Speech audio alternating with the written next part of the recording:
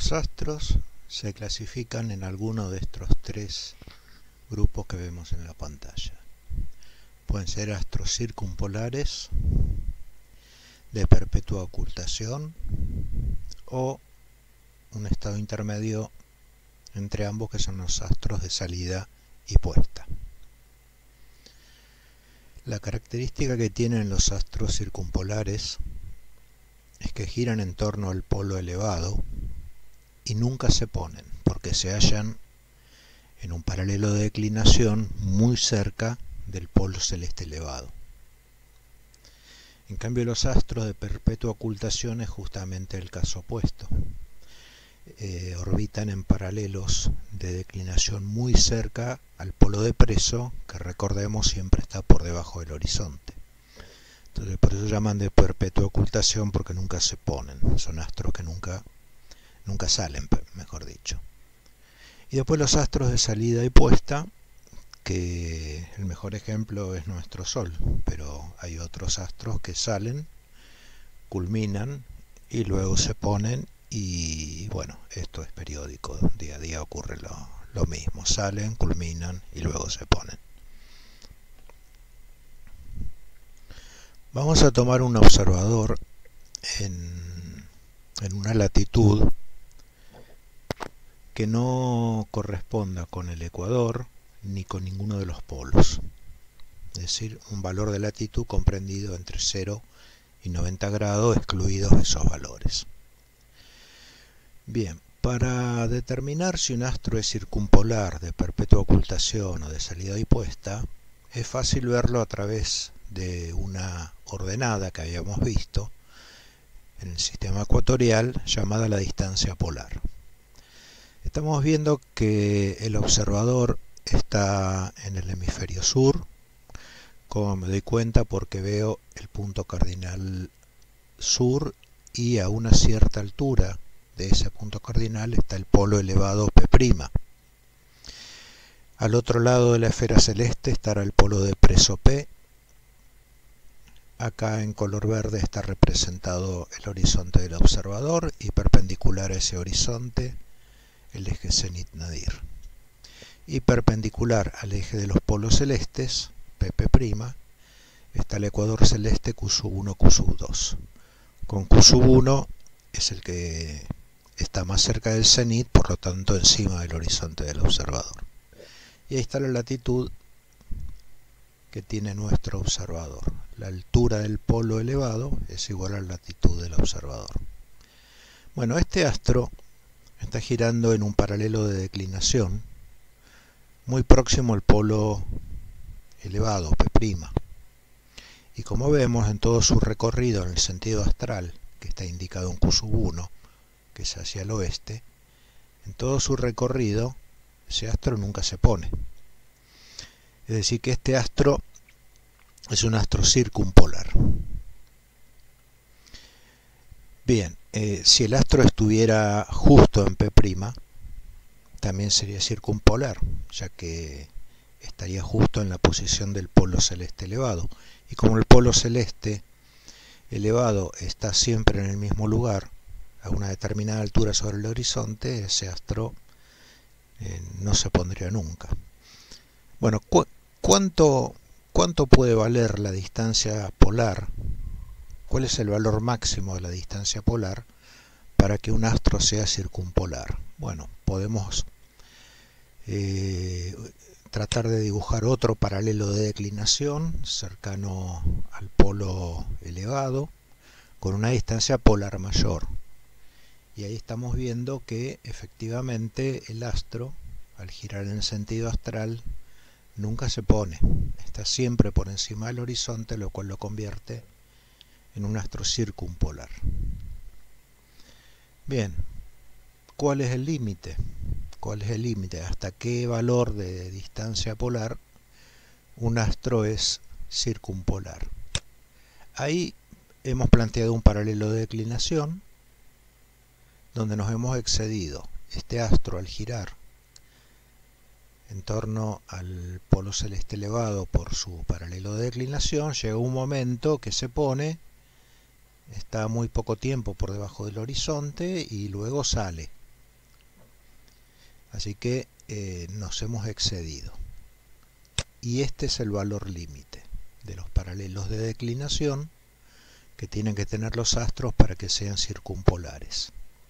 Es decir, una distancia polar igual al arco P'S. Pero el arco P'S es la altura del polo elevado, y la altura del polo elevado es igual a la latitud del observador. Y acá tenemos la respuesta que buscábamos. Un astro es circumpolar si su distancia polar está comprendido entre 0 y la latitud del observador, incluyendo esos dos valores. Debería ser incluir el signo igual esta expresión. Así que todo astro cuya distancia polar esté comprendida entre 0 y la latitud del observador será un astro circumpolar, es decir, nunca se pone, está siempre por encima del horizonte.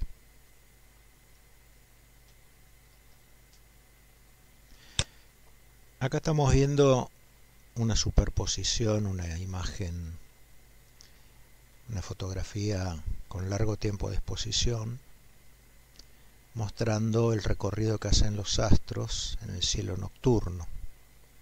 Si este fuera el polo elevado P, el polo celeste norte, bueno, simplemente con bajar un vertical desde mi cenit, bajar un vertical hasta que corte a la línea del horizonte, ahí va a estar el punto cardinal norte. Si este es el punto cardinal norte, como dice la imagen, a mano derecha está el punto cardinal este y a mano izquierda el punto cardinal oeste. Dado cualquier astro que yo tome, cualquier órbita, bueno, ¿cómo se mueven? Bueno, salen por el este y se ponen por el oeste. Es decir, que estos astros en torno al polo elevado, al polo celeste norte, giran en sentido antihorario, porque es la única manera de que estos astros salgan por el este y se pongan por el oeste. Bueno, y hay muchos astros que han dejado trazado su órbita y están siempre por encima del horizonte. Bien, pero hay algunos que no. Por ejemplo, los de las circunferencias de radio mayores, en algún momento salen por el horizonte desde el lado del punto cardinal este, empiezan a ganar altura, siempre recorriendo un círculo alrededor del polo celeste elevado, hasta que se ponen hacia el punto cardinal oeste.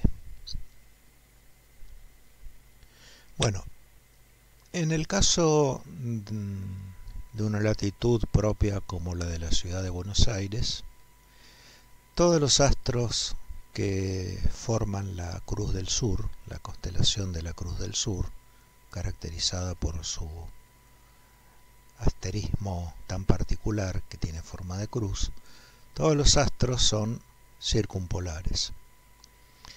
Hay una regla que ubicando la constelación, ubicando el asterismo en el cielo y prestando atención al brazo mayor, si lo prolongamos 3 veces y media en dirección al astro menos brillante, vamos a obtener en el cielo un lugar donde no hay nada, y ese es el polo sur celeste.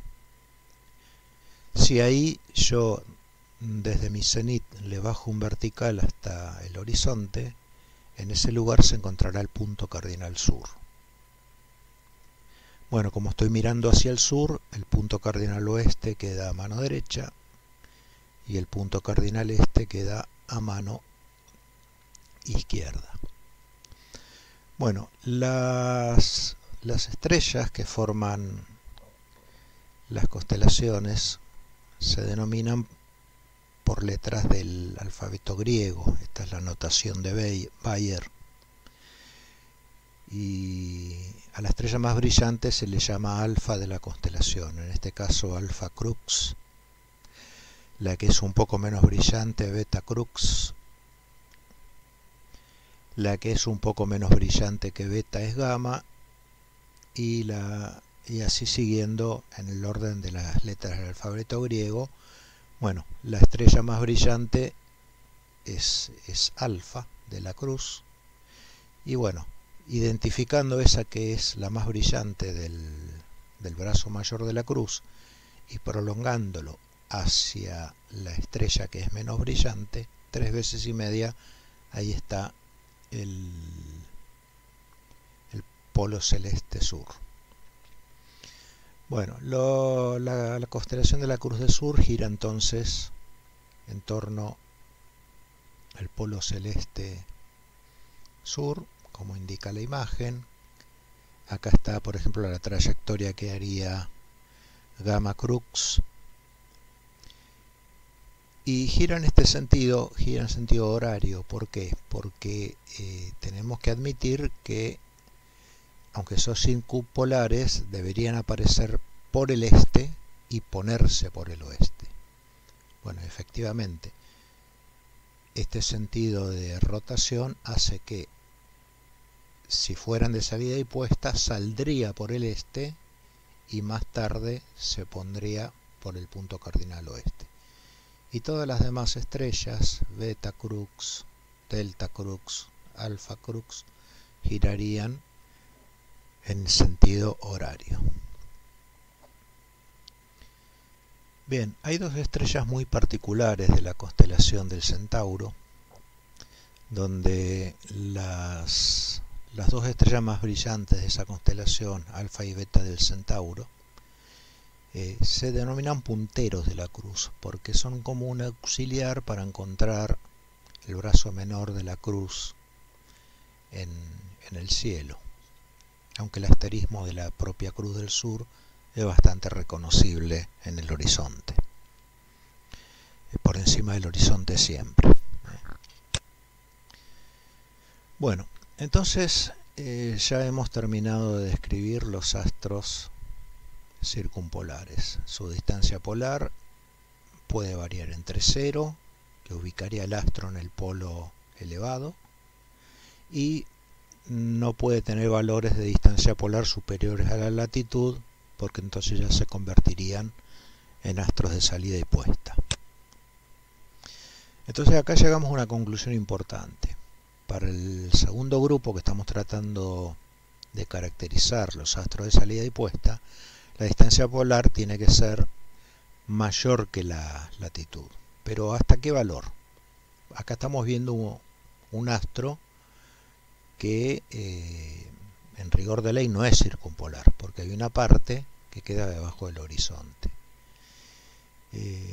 Bueno, tratemos de encontrarlo intuitivamente, hagamos crecer la distancia polar, tomando otros paralelos de declinación y tratando de encontrar el límite.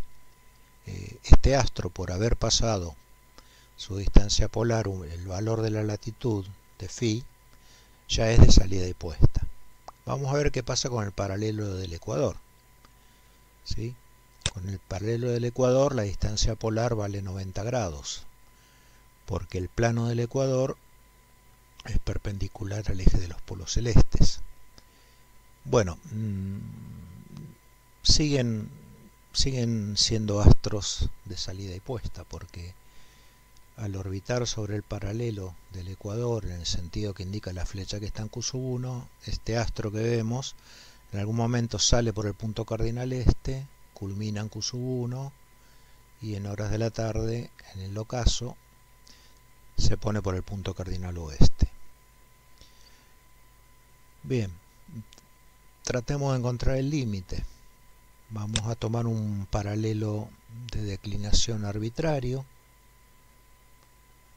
como el T, por ejemplo, el paralelo de declinación T. Ahí está expresado en el arco azul su distancia polar. Sin embargo, este astro sigue siendo de salida y puesta.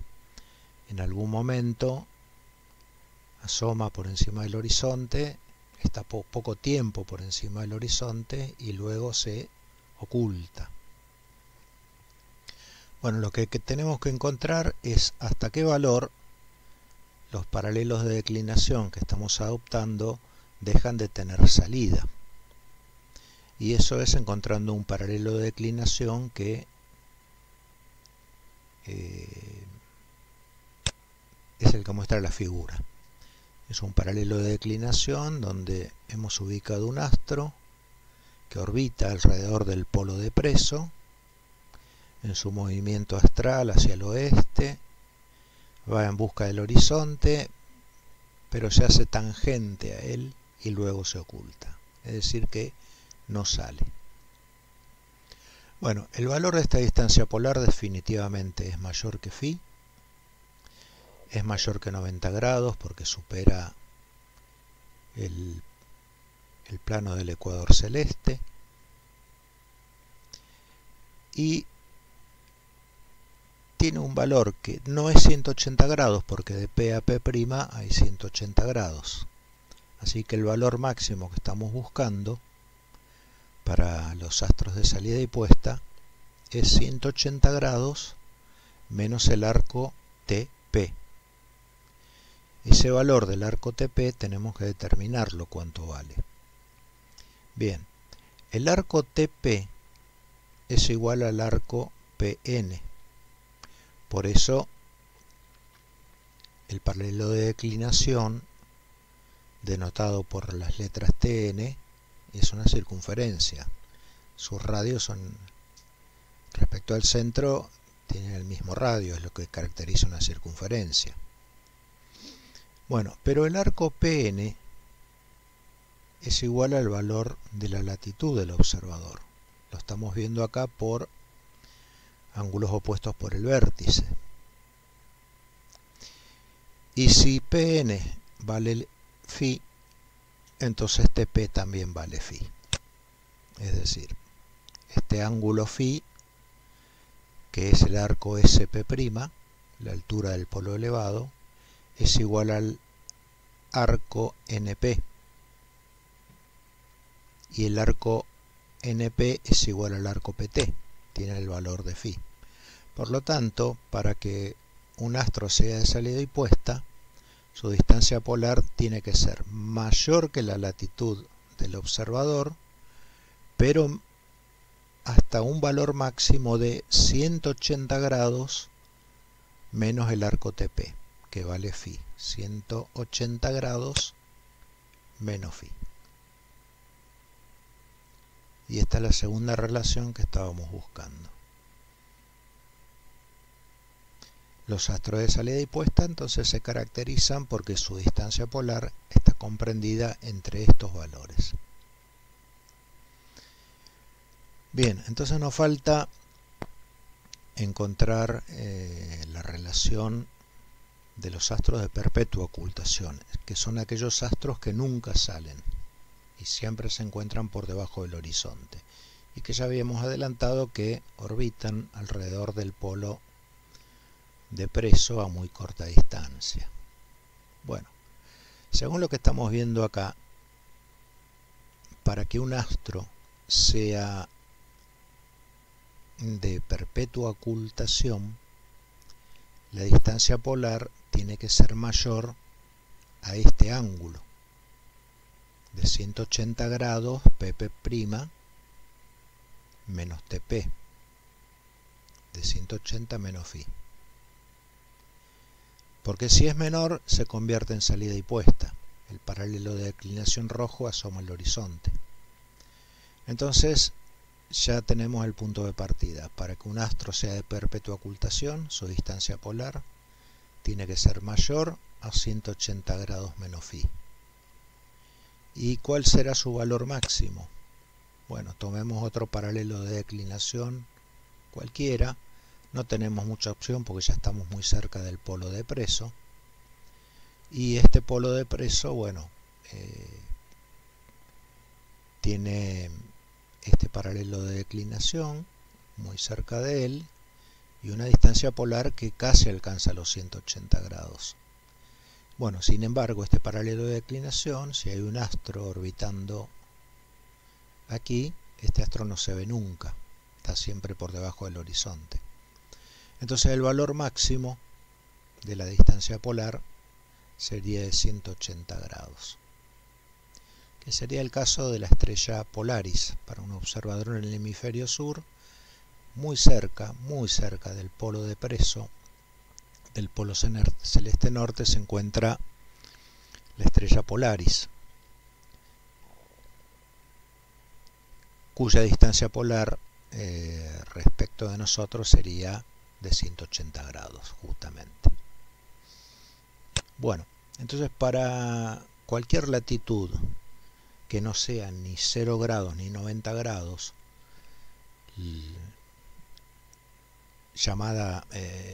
esto da lugar a las llamadas esferas oblicuas, esferas celestes oblicuas. Los astros circumpolares tienen esta característica con respecto a su distancia polar, ¿sí? No pueden exceder el valor de la latitud, porque ya se convertirían de salida y puesta. Bueno, aquí vimos la relación para los astros de salida y puesta y los astros de perpetua ocultación. Vamos a ver a continuación dos casos particulares para un observador en el ecuador, situado sobre la línea ecuatorial. Bueno, vamos a ver si esta esfera que estamos viendo es correcta o no. Si el observador está sobre la línea ecuatorial, el polo elevado debería estar a 0 grados de altura sobre uno de los puntos cardinales y el polo de Preso estará a 0 grados de altura sobre el otro punto cardinal. Entonces acá vemos que P y P' coinciden con los puntos cardinales norte y sur. Es decir, el plano NS, el plano norte, sur, este, oeste, es el plano del horizonte del observador. Bien, y en ese horizonte del observador está contenido el eje de los polos celestes, lo cual es correcto. Si estamos en latitud 0, la altura de cada polo sobre los puntos cardinales norte y sur tiene que ser de 0 grados. Bien, entonces perpendicular al eje de los polos celestes va a estar el plano del ecuador celeste, que aquí lo vemos. Es la línea caracterizada por el plano Q1, Q2. Entonces todos los astros para un observador situado en el ecuador salen perpendicularmente y se ponen perpendicularmente en el horizonte. Si vemos Q1, primero vamos a analizar los puntos cardinales. Si este es el norte, el este debería estar en esta posición. Y así el sur y el oeste. Norte, este, sur y oeste. Bueno, desde Q1, la flecha que indica el sentido astral hacia el oeste, bueno, todos los astros salen perpendicularmente, como se pueden ver, y se ponen perpendicularmente. En una fotografía de larga exposición, las órbitas de los astros harían esto, serían líneas rectas que depende del punto cardinal que uno está viendo. Si uno está viendo el este, bueno, todas estas líneas apuntarían hacia arriba. Y si está viendo el punto cardinal oeste, todas estas líneas caerían porque se ponen sobre el punto cardinal oeste. Entonces, sobre la línea del ecuador, cualquier observador situado allí, todos los astros son de salida y puesta. No hay astros de perpetua ocultación y tampoco hay astros circumpolares. Todos salen, todos culminan y todos se ponen. Por eso se la llama esfera recta, porque los astros salen con un ángulo recto respecto al horizonte.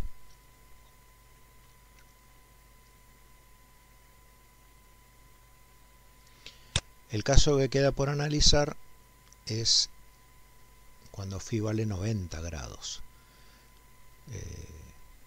Por ejemplo, vamos a suponer 90 grados sur, acá tenemos el plano del horizonte del observador en color verde, y el polo elevado está elevado 90 grados sobre el punto cardinal sur, pero en el polo sur no todas las direcciones son norte. Con lo que quiero decir es que da lo mismo que esté elevado 90 grados respecto de Q que de Q'. Acá no se puede hablar de Q1 o Q2 porque los dos puntos se hallan sobre el horizonte. Cuando esto no es así, el punto Q1 siempre está arriba del horizonte, en cualquier tipo de esfera. Y Q2 es el que está debajo del horizonte. En el caso de los polos, tenemos este caso particular, donde no podemos decir que uno está encima del horizonte y el otro por debajo. Por eso, en lugar de llamarse Q1, Q2, se llaman Q y Q'. Bueno, ¿qué pasa con los astros? Bueno, si este es el eje de los polos celestes, P y P', el plano verde es el plano del ecuador. Y todos los paralelos al plano del ecuador van a ser paralelos de declinación.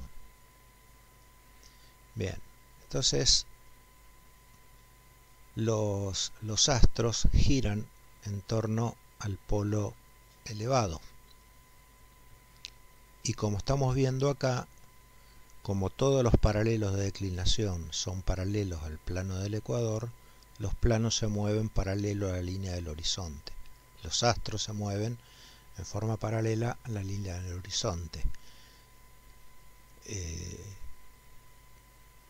Este es un caso opuesto a la esfera recta, porque los astros que están por encima del horizonte nunca se ocultan, mientras que los astros que están por debajo del horizonte nunca salen. Es decir que para un observador situado en los polos, él solo verá astros de perpetua ocultación, mejor dicho, no los verá porque son de perpetua ocultación, y los que verá serán solamente los astros circumpolares, los astros circumpolares.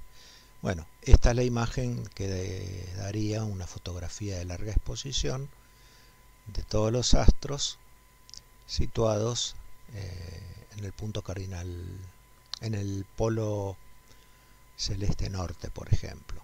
Ahí está dibujado la figura de un oso polar. Esto es suponer que es una fotografía tomada en el polo norte. Y se llama esfera paralela justamente por esto, porque todos los astros se mueven en forma paralela a la línea del horizonte.